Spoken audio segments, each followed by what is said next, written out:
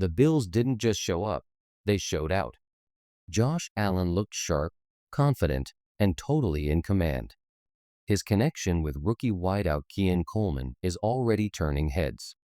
The rhythm is real, and if what we saw was any indication, it's only going to get better. James Cook continues to prove he's more than just a complementary piece. His acceleration through the gaps and ability to finish plays could make him a key figure in Buffalo's run game resurgence. But let's talk defense. The standout? Rookie linebacker Edefon Ulofaccio. Yes, he's raw. Yes, there's learning to do. But the instinct and physicality he brings could give this defense the edge it needs after losing veterans in the offseason. Also worth noting, the secondary, with Jordan Poyer gone, all eyes were on the safeties, and it was Taylor Rapp who stepped into the spotlight. His command, communication, and movement across the field were impressive. From rookies to veterans, from play calling to player swagger, this wasn't just another open practice. It was a reminder, Buffalo is built different. So whether you're a die-hard or just catching up, know this, the fire is back in Buffalo. It wasn't just a practice. It felt like a farewell tour wrapped in electric energy. Over 39,000 fans packed into Highmark Stadium, an all-time record for the return of the blue and red. The stadium pulsed with emotion, and for many in attendance, including myself, it hit differently. There's a real sense this could be one of the final times we step inside this version of Highmark before the new era of Bills football begins. That thought alone makes every moment count just a little more. Now let's get into what really matters, the status of key players. Some familiar names didn't suit up, but not because of injuries. Veterans Tre'Davious White, Matt Milano, and Joey Bosa were given a scheduled rest day. A wise move considering their importance down the stretch. But not everyone on the sidelines was there by design. Wide receiver Curtis Samuel missed time due to injury, and linebacker Terrell Bernard also sat out. Rookie safety Cole Bishop continues to battle a lingering quad issue. That's starting to become a concern as the missed practices stack up. His development was going to be crucial, especially in a secondary that's undergoing change. Defensive back Maxwell Hairston was also absent.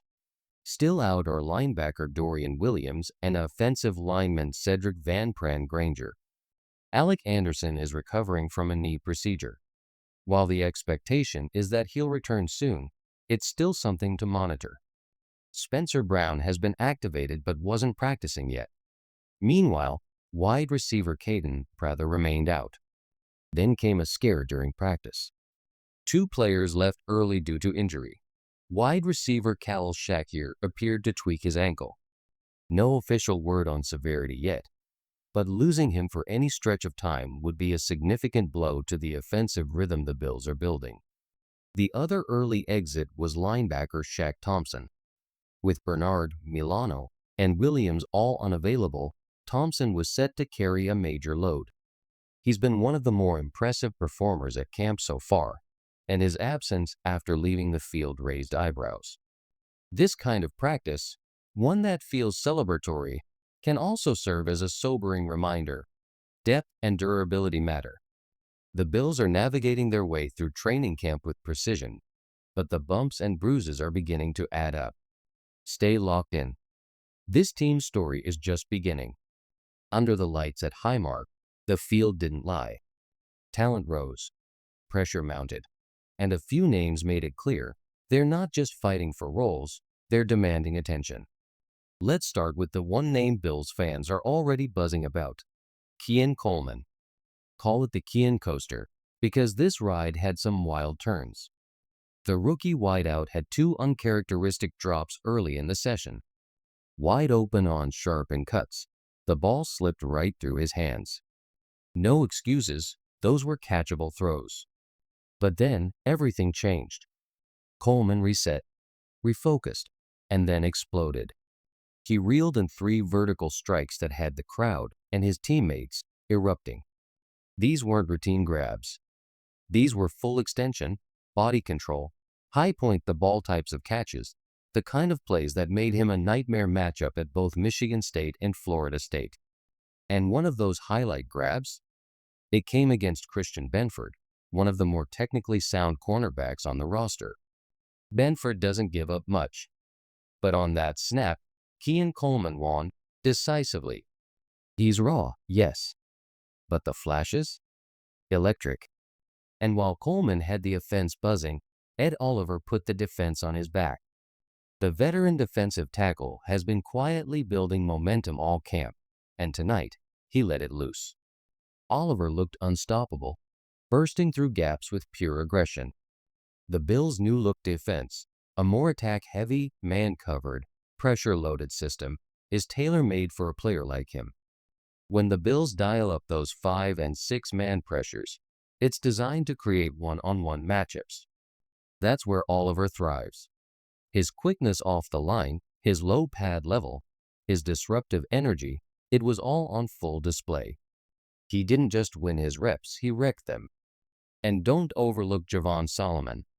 He's not your prototypical edge, but when the Bills unleashed him in space, especially with the pressure schemes keeping blockers occupied, he was a menace. Whether crashing down on perimeter runs, hunting down screen passes, or bending the edge as a rusher, Solomon was everywhere. He wasn't just cleaning up. He was initiating chaos.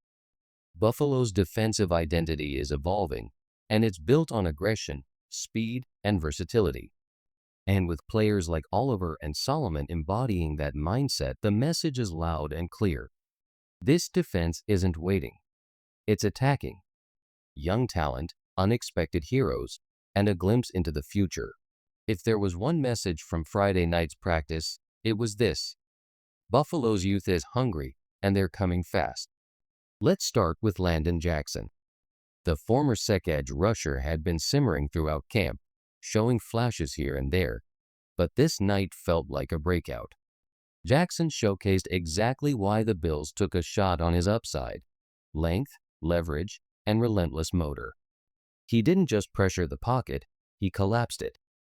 And when the quarterback tried to escape, Jackson disengaged and chased him down like a veteran. The way he combined pocket control with his ability to shed blocks was eye-catching. It wasn't just effort, it was refined disruption.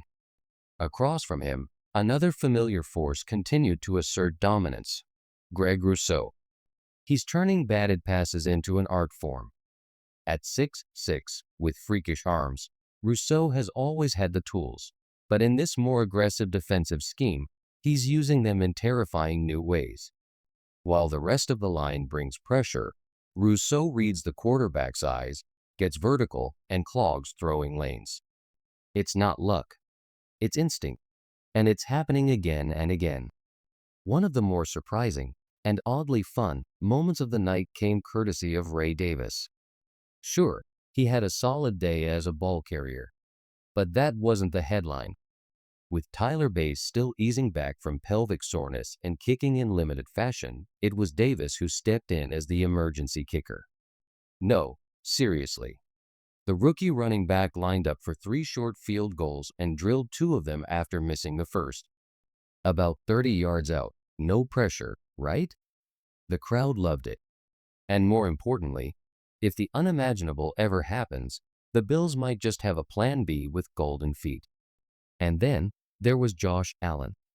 The franchise QB took the field in a red helmet, offering a taste of what's coming in the regular season finale against the Jets. It wasn't the full uniform combo just yet. He still wore the red practice jersey, but the sight of Allen in that red lid on the Highmark turf? Pure nostalgia, it hit differently. You could feel it in the stands.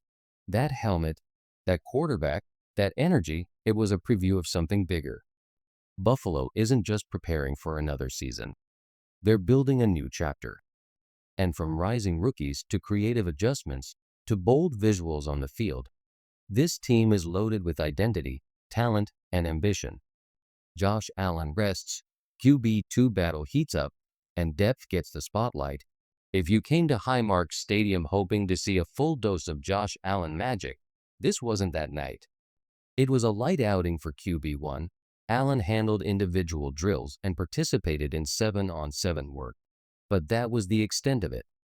No full team action, no fireworks, just a strategic rest day as camp continues. With Allen stepping back, the spotlight shifted to the quarterback competition behind him, Mike White and Mitchell Trubisky. And based on everything seen in camp so far, White continues to edge ahead. He's sharper in decision-making, smoother in execution, and just a bit more consistent. Still, with preseason action looming, this battle is far from over. Live game reps will matter, and both know it. Overall, this particular session wasn't headline-heavy. With big names like Tre'Davious White, Matt Milano, and Joey Bosa sidelined for precaution or injury reasons, there was a noticeable absence of star power. And that's okay. These practices aren't just for the starters, they're for sorting out the bottom half of the roster. Fans got a closer look at depth players, guys grinding for roster spots, fighting for relevance, and seizing opportunities that only come when the top dogs are resting.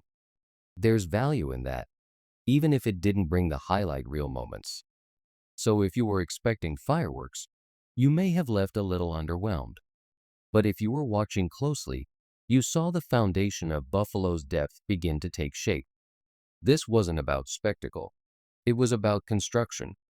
And with every quiet rep, the Bills get one step closer to finding out who they can trust when it matters most. A week in Western New York. Football, fans, and future focus. As training camp unfolded in Buffalo, so did a week filled with unforgettable moments, not just on the field, but all across Western New York. After several days immersed in Bills practice, studying formations, watching young talent rise, and getting a fresh perspective on the roster, there was still time to connect with the people who make this fanbase one of the most passionate in sports. One of the most powerful moments came midweek during an event held at Focus Theater in Rochester. While the practices delivered football insights, this event delivered something deeper. A packed house gathered to support a local fundraiser for Miss Julie's School of Beauty, a cosmetology school that empowers survivors of sex trafficking by offering them professional training and the opportunity to start new lives. It wasn't just about charity. It was about community, hope, and using platforms like these to fuel something real. People came from all corners: Amherst, North Tonawanda, Rochester, and beyond. The energy was electric. Fans mingled during a tailgate-style kickoff with food, cornhole, and plenty of conversation. Then came a deep dive session. A full breakdown of Bills camp observations followed by extended Q&A.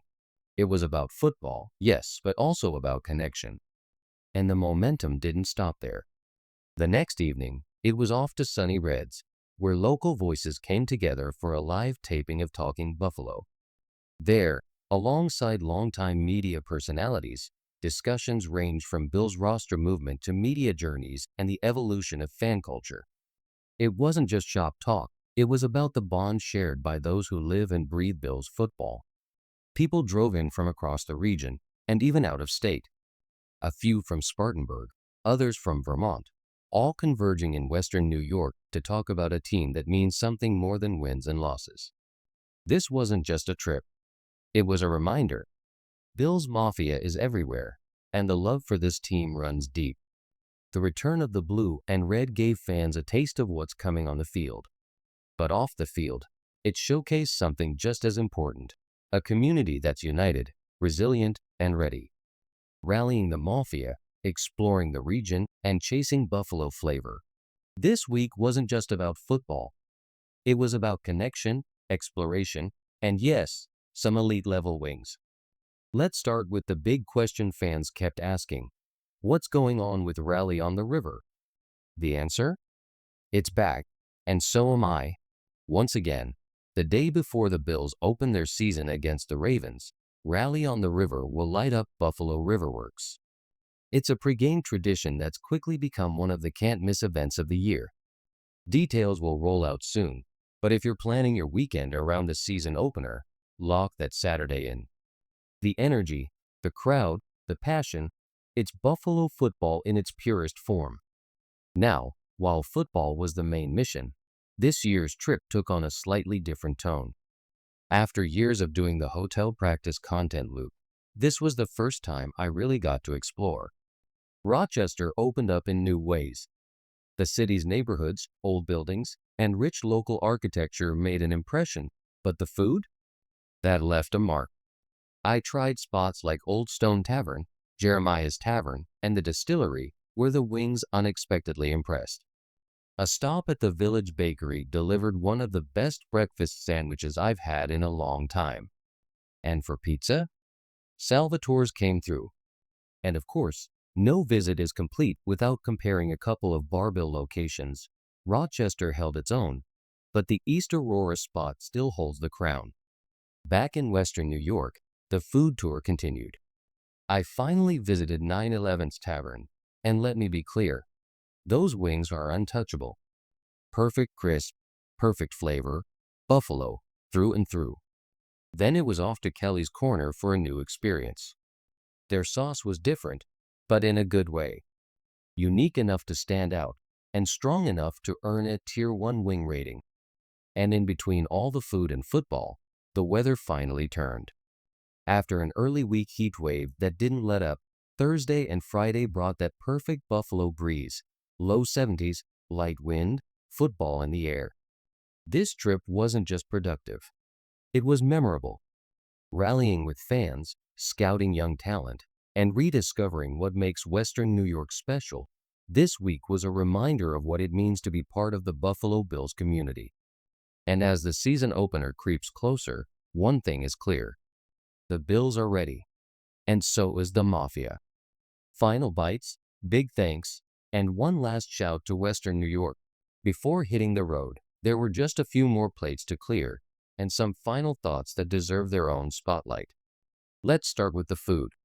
Because, well, when you're in Western New York, it's not just meals, it's culture. First time at Adolph's, and it did not disappoint. Their hot wings? No joke. Bold heat, full flavor. A legit addition to the Buffalo wing map. Right across the street, I grabbed a pie from Carbon's, a total surprise.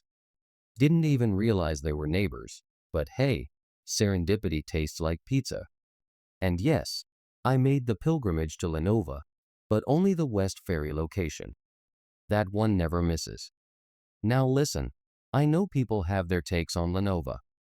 Some are ride or die, others not so much. But let me be clear, the West Ferry spot is the real deal. Anywhere else? You're taking a risk, especially the one at Highmark Stadium. That version? A fake. Putting that in a Lenova box should be illegal. If you want the real Lenova experience, you head west. Period. But this trip wasn't just about football and food. It was about people. The kind you run into at a tavern, on the sidewalk, in line at a pizza shop. Every interaction, every handshake, every random Bills convo, it adds up. This place has a heartbeat. They call Buffalo the city of good neighbors, and it's not just some slogan. It's real. There's a warmth here that's hard to explain and even harder to find elsewhere.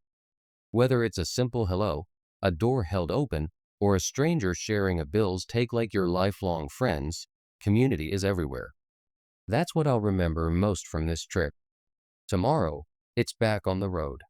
But the memories, the stories, the flavor, all of it stays with me. And if you're reading this from Western New York, just know this, you've got something special here.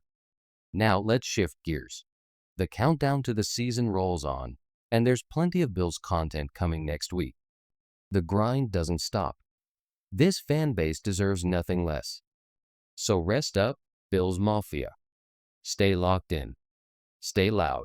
And remember, the road to victory runs through Buffalo.